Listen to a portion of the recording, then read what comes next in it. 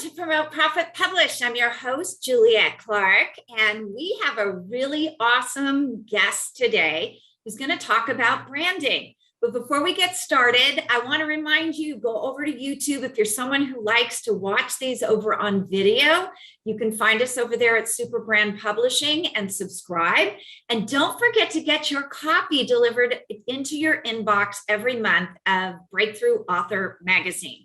You can subscribe to that at www.breakthroughauthormagazine.com. Or you can read individual articles from the magazine over on LinkedIn. You can follow us over on Super Brand Publishing, and we have a newsletter over there, and we publish just about every day, tips, tricks, something, interviews. There's something for every author every day over there. So today's guest is Amber Swenor, and Amber Swenor is the author of Unleashed, a been there, rocked, that guide to radical authenticity in life and business. And she's also the founder and brand strategist at Soul Seed Strategy, a marketing firm that partners with small to medium businesses as their outsourced marketing departments. After working in marketing and sales for years, she started an award-winning brand strategy and marketing firm in 2015 as a solopreneur and grew the business to a team of 9 and a more than $1 million revenue in less than 3 years.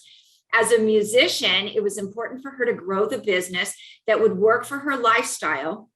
And today she helps badass entrepreneurs to create the same. As a first-generation high school and college graduate, Amber has had her share of money stories, limiting beliefs, and bad decisions, all of which inform and empower how she holds space for leaders to walk their transformational journey. And that voice that pops up that makes you question your big, bold ideas, that never totally goes away. But over time, your empowered voice can become stronger. It's her mission to help heart-centered leaders rise up into their authority and claim the vision that they have for themselves and communities. So stay tuned for this interview. Welcome, Amber. It's so great to have you here today. I'm happy to see you again. I know. So something I didn't get to mention in the bio, because it's not there, your book made the Wall Street Journal bestseller list. Talk about that. It did. Yes. Okay. One shout out, right? Because we're in the book world. I'm thrilled about it. I'm a believer of, we have to trust what our vision is and move forward on it, and get less and less attached to like the specific achievement. And also, for me being a brand strategist and looking at how that could be positive for getting my impact, my message out there in a bigger way, I did set that as a goal. And it, was months of preparing, but I'm just really ecstatic and I'm grateful for who the book is reaching. Oh, that is so amazing. I'm really, really happy for you. And I love that conversation we had, because I'm going to call my author that we're headed for there right after this and give her kind of the stats on it, because we thought it was much, much more. So I think she's going to be really happy because she's stressed out. You were probably stressed out too. Yes. Yeah. I mean, it's like anything in life. You have to keep so this is my analogy. You have to keep nurturing the seed before you see it bloom, and you don't know what's going to bloom, but you have to keep nurturing the seed and then be proud no matter what the outcome is. Yeah. And for you guys out there who are building an author platform, this is why we start so much in advance. You just don't plant that seed and the next day it pops up and you've got fruit or it blooms. It takes time to build all that. And we just talked about that. Leslie is stressed. You were a little bit stressed. So you can have it all built and still be stressed out because there's just so much to bring together. But if you've been working on it the entire year, you'll be in good shape. So Here's what I loved about your bio. I am the first in my family to graduate from, well, not from high school, but college. And college was a real experience for me, being that first person, because I wasn't raised in a way that prepared me for meeting all these amazing people, learning. And I think a lot of the things that happen in college is not your education. It's the education of socialization that happens. So talk about that a little, because I really love that you were so transparent about that maybe not good enough thing never goes away. And maybe I didn't say it the right way. Correct me if I did, but No, you did. Yes. Yeah. So I was primarily grew up in a rural Wisconsin community where I just craved being around more diversity of people, and our capital city was 3 hours away, and whenever we would get to go there maybe once a year, every few years, for a school trip or like a state forensics or band competition, I would feel the energy and feel so alive, and I would just look out the window at the college apartments, and I would crave to be there and walk on State Street in Madison, Wisconsin, where there's these really cool diversity of shops. And then as the bus would turn to take us home, I just remember like this depression and sinking feeling, right? There's a lot about my childhood and community that I loved and had a lot of great friends. But it was a big transition going off to school, and at that time there wasn't social media. We weren't even really like texting or being able to stay in frequent contact. And when I left to go to college, it was one of the first times I had driven myself to a town with stop and go lights. And this wasn't all that long ago. You know what I'm saying? Like, this wasn't like ancient history time. It's just that when you're live in a much more rural area, the life can be vastly different from what a city is like. And then there were so many things, just the education wise, I was intelligent, I was hardworking, I was valedictorian in my class, but I was meeting people who were talking about their high school, college prep school, and like where they paid more their parents paid more for them to go to that school than like what my family earned in an entire year. So then all of that comes to the surface. And then I worked a lot through high school or through college to just make my rent and food every month. And so then that was difficult because I felt like I was missing out on so much of all these peers that were living in the dorms and getting this, what felt like they were getting a full experience. And I kept feeling like I keep missing out in life. And am I ever going to get to a point where I finally get to get what other people get to experience? There was definitely that thoughts. Yes. I grew up in a more rural part of California, and just going to school a lot, it was overwhelming for me at times, because the same thing, like these kids had come from the Bay Area. All my roommates were from the Bay Area, and they were from, like, I'd go to visit them, and I grew up in a blue collar, 1,200 square foot house with one bathroom, and they lived in these like pretty much mansions to me. And so it was really kind of wild to open up my world and see what was out there. And then from college going into advertising, and suddenly, I'm dumped in New York City, which when you're from a small town, New York City is like, what the hell? It's like, it's really wild. So I love that you shared that. And there is always that feeling for me, when I walk into new situations, it's like, do I belong here?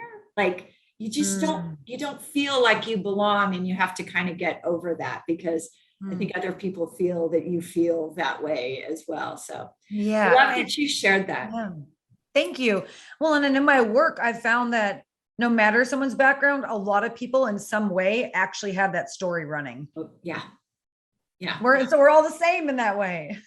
I would agree with that. One of the things that I learned is those kids from those big fancy homes sometimes didn't get a whole lot of attention. So, they have those same things going on. So you never know. You never know what's behind somebody's story and behavior.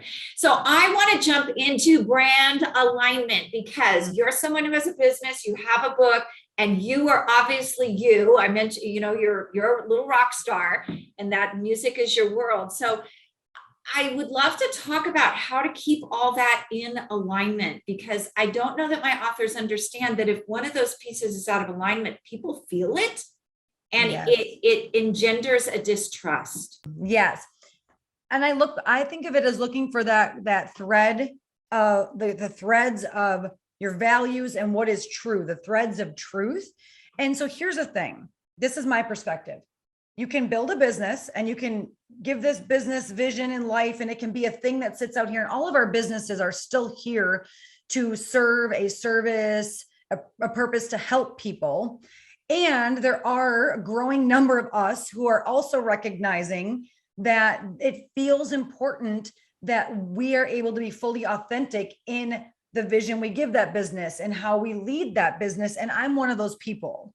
And So in my journey, I started as a marketing brand agency, but even like the visuals and how I was communicating was very much focused on strictly on the customer need. Like I was smart like that. I was like, yeah, well, if I build the brand of what the audience needs, but part of my personal journey was feeling that I was still having to be different identities because I was trying to build toward what the market needed and wanted. And I was not giving enough flow and vision and power to, well, who am I authentically and what do I really desire? And so through my, many year journey, I made that transformation to look at, well, how do I build the business that starts with who I authentically am, what I authentically desire? The business is still separate from me. However, if I'm building a business so that I can feel in greater flow and be in alignment, then it's important to start with, what do I truly desire? What are my values? And how do I create this business to allow that to happen? And to me, that's alignment. It still means the business can have its own identity, but it's flowing from me. I'm giving it the vision. Right. And I think that goes into who you serve as well, because a lot of times we attract those people that are very much like us. So for me, my authors are very much action people, and I'm an action person. So if you're hiding behind, I just want to work with everybody and I'm a nurturer, or, something you're not, that's going to be reflected in how you show up for these people. Would you agree with that? Yes, and there's the energy behind our brands. And so to me, that's the most important piece, but also the one that sometimes is most difficult for people to wrap their selves around. And it's not just what we're saying and doing, but it's the authenticity of the energy behind it. Because if you're showing up and you're saying a thing just to try to get someone to buy a thing, it feels inauthentic. And that's that intangible that people say. Sometimes they just get a feeling. I have a feeling I should work with you. I can feel that I can trust you. Well, that feeling comes from first knowing ourselves so that we can be honest and authentic about, here's what brings me joy. Here's who my service is for and who I'm most aligned with, because we've all probably experienced when there's an alignment, we can do better for our customers versus if we feel like we're in constant resistance because we really just like, you don't have to have all the same beliefs, but you need to be aligned in some shape or form. And we get to each define what that alignment looks like in our businesses. And one of those tools is define the values or the guiding principles and make that known. Like, this is what we believe in. This is how we do business. So if you're on board with that, amazing. We're probably a good fit. Right. And that's sort of what we do when we're selling, but that took practice for me. I actually had a caricature on my wall that I was down at Venice Beach and I had them build my Kathy avatar. And I remember I'd be on a sales call and I used to tick through my head about, does this person meet this criteria? And I got to the point where I finally would just say, you know what, I'm not sure this is going to be a great fit. Can I refer you to, someone else? And I think that's when things really started happening, was when I made that conscious effort to, tick through, is this person right for me? Yes, because then you're doing right by them. That could come back to benefit you in some other way of a referral, but you're creating the space so you can work with the best aligned, because if the energy flows, it's so much easier and it gives us actually more capacity to do more. Otherwise, sometimes you can be in resistance and give all your energy and time to one project or one client that's just not working. Yeah. And for me, being that action person, I also find if it's not in alignment, then I'm trying to force something, which really frustrates me and makes me not available the way I should be for my other clients, because I'm so busy trying to make something happen that I'm getting resistance with. So, yes. And so to answer sort of the question we're diving into, it's that right there that I invite people is recognize where the resistance is and get to the root of that. Is it something that's ready to shift within you? Is it something that needs to be clarified in the scope? Is it just not the right fit? Have you outgrown each other? But it's recognize the resistance point, and that's a great opportunity. Yeah, it is. And if it keeps happening to you, so I always start evaluating when it's like, wait, this happened 3 times in 1 month. Am I not communicating, or how can I communicate this better? So you have to be open to that kind of self-analysis without, burning yourself down, or you know what I mean, without being Yes. really hard on yourself, and just be able to shift and say, okay, I'm going to try this next time because I Mhm. feel like something there didn't jive. Yes. Yeah. Mhm. So how do you've been an author. How did you create all of this alignment? I mean, you mentioned that your values, so obviously that went into your business and then into your book. So was that using the voice in your book? How did you translate that into your book? Well, there's definitely been threads, and it's difficult to pinpoint a thing because for me, it goes back to a number of years ago of recognizing when there were blocks in the business. It was recognizing what blocks were within me that were causing that to happen. I truly believe if you want to uncover all your limiting beliefs and growth opportunities, go start a business. So, and I said earlier how our business is its own identity, but at the same time, we can be a brand. Like I am a brand. Mhm. And so for me, just finally embracing that and say, well, I have a business out here now that's a marketing agency. It's supported by team, but I also am my own brand. And so I weave, what are the things that I weave that are true, that I give this business vision over here, but I'm still a brand. How do I keep moving forward in what I believe in and what my work is to do in the world, and allow that to come through in the book? And I'll be honest, there was resistance because I worked on this book for years until it was finally ready to just reach new levels of self-trust and confidence, because I just kept coming up against wanting to be fully authentic and real. But then there was still some old programming of like, but does this fit the current business that I have? And what are those people going to think? And then, so I had to make the decision that I'm writing this book to be my fullest expression.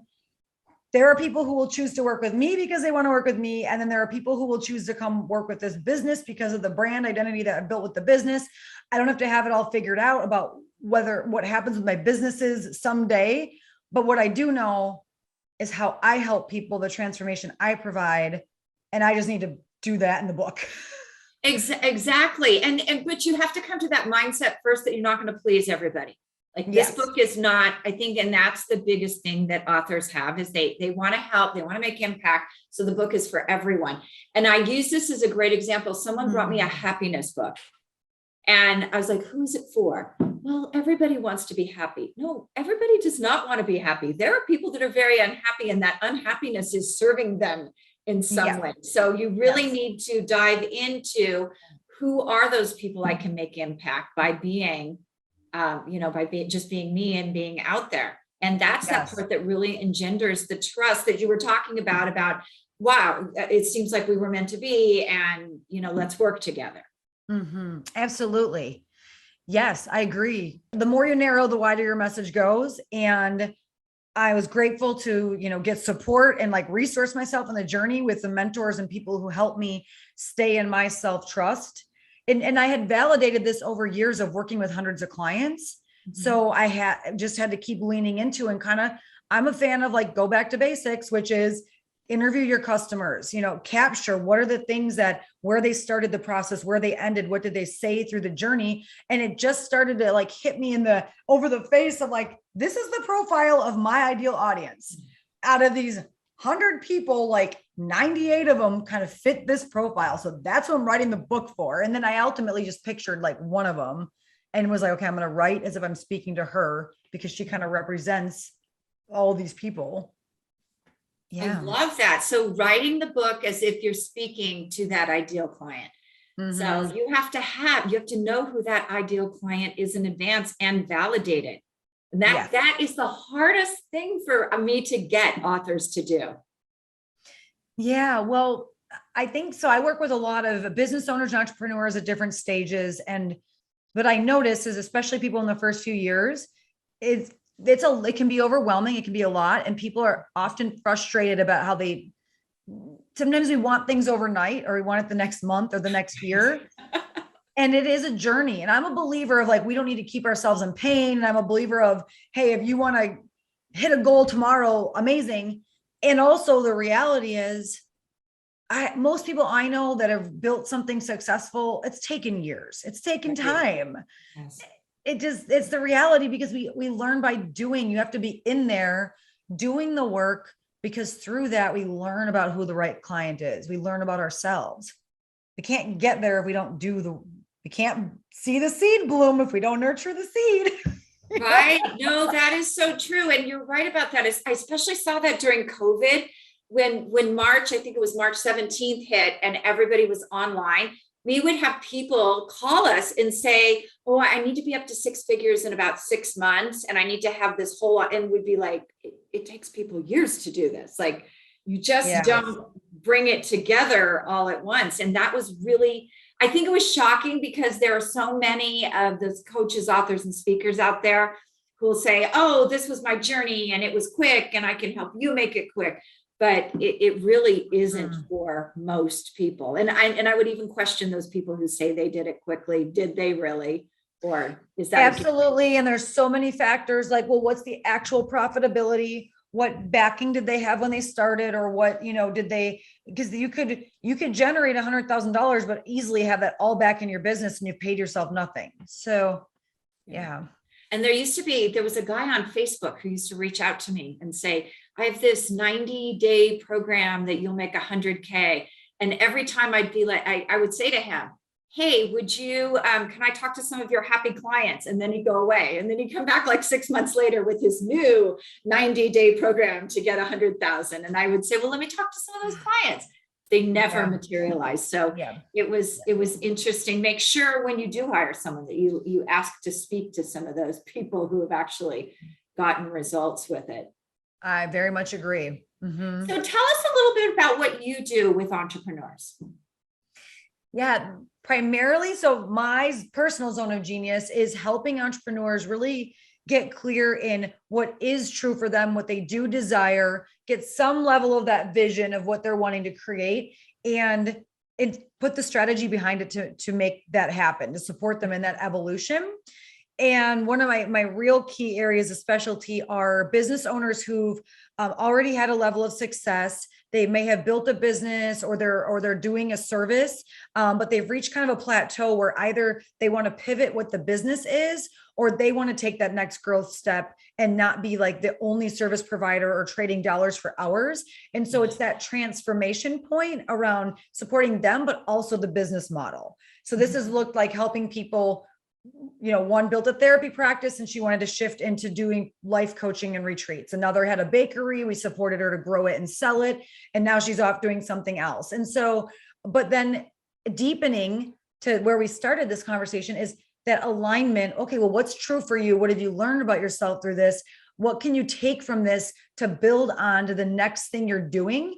Because a lot of people don't just want to abandon a thing, especially if it's making money. So I support people in that transition plan of how to evolve and grow forward, but it doesn't mean that we have to totally abandon everything that was done before. Right. And some of those things, I mean, I can see some of those things I've given up before, sort of coming back now that the economy is going a different way as well. And I actually stopped those things because I got tired of them, to be honest. And it's okay. Yeah. And that's beautiful too, right? That's okay to give it up. And what I mean is I sometimes have burned out business owners who, they might even have a business generating multiple 6 or 7 figures, and they have a staff of 10, 20, 30. And they're like, I'm just thinking about shutting it down tomorrow. And I just support them through that to get present to what they truly desire. And that's okay if that's the solution. But honestly, people come to me because deep down, that's not what they want. What they actually want is to get that thing to work and to pay them some money so they can step away from it. That's really what they want, but they just don't know how, because when you're in it, you can't see beyond that. When you've only ever kind of been hustling in the thing, it's really hard to step out and work on it without getting that support. Yeah. And that's where you need clarity. That's where I was in 2020. And thank God for COVID, because I actually got out and started golfing and then took those baby steps. And they do have to be baby steps. You can't just change your business overnight. Yeah. Took those baby steps to, okay, this is what I'm going to do. This is who I have to hire. This is how this is going to run so that I can golf 3 days a week. So you do have to work with someone like yourself who can bring that clarity, because when you're in it, it's like anything. When you're in the middle of it, you cannot see the forest for the trees. So you need that extra set of eyes. Yes. And I walked that journey myself through big transformation in my business model, the business renaming, rebranding, and bringing it all into greater alignment with what fills my cup and allows me to be the best leader. And so the clients who are the best fit, they resonate with that. They're like, well, you actually are walking the walk. And so that's amazing, right? Because a few years ago, I had that story running of like, well, they take me seriously in business as a brand strategist if they see me rebranding again. And then it was like, hello, absolutely, because those are the clients that I support are the ones who feel that they're meant for a rebrand as well. Right. And what people don't understand, I think, is that your initial branding effort probably is not going to last, because as a business owner, you're evolving as a human being, which means your ideas, your business, your leadership, everything is evolving. So a rebrand every couple of years makes a lot of sense. In fact, I think I'd be scared if I didn't see a rebrand every couple of years, because I would wonder, if there's something static going on, Yes. no growth. So of course they would think you're credible. And I'm just highlighting though, those stories we can tell ourselves that can prevent us sometimes from actually stepping into alignment. Yeah, no. And I think that's true for new business people too, especially the authors. Is I noticed that authors will initially hide behind a corporate brand, and it's because they're not out there, they're not visible. And that hiding is a little bit about how they're showing up in the world. And so as they begin to gain that confidence and realize that they are the face of their business, you'll see them start to rebrand and peek out from behind that corporate brand a little bit more, which I think I know I did myself. And it sounds like, you did a little bit too, sitting down and figuring out who you really are and how you're showing up. Absolutely. So Amber, where do we find out more about you if we want to work with you? Yeah, soul-seed.com. It's soul-seed.com. And we have an exciting Unleashed Live in the fall of 2022 coming up, which is an event to support this conversation around people who are feeling that a rebrand, a version of transformation. So you can find all that on the website. Oh, fantastic. And there's tickets over there. Is it online or in person? It's online. Okay. Well, live these days, we just don't know. Some people are actually going out live and some people are online. I actually prefer this new online presence because we don't have to rent a hotel. We don't have to do all those things that we used to have to do before for events. Yeah, I like both. And then for this, with my book having just come out and I'm so thrilled about the global reach that I was like, okay, this makes sense that I want to do a global event. Keep it, really accessible price point, keep it global, virtual. And then sometimes I do in person as well. And there's a way, again, we each get to choose what works for us and our audience. Yeah, I have to admit, I've gotten a little bit lazy. I do not have much desire to get on a plane and sit in a hotel for days now that I've gotten to do this all from home.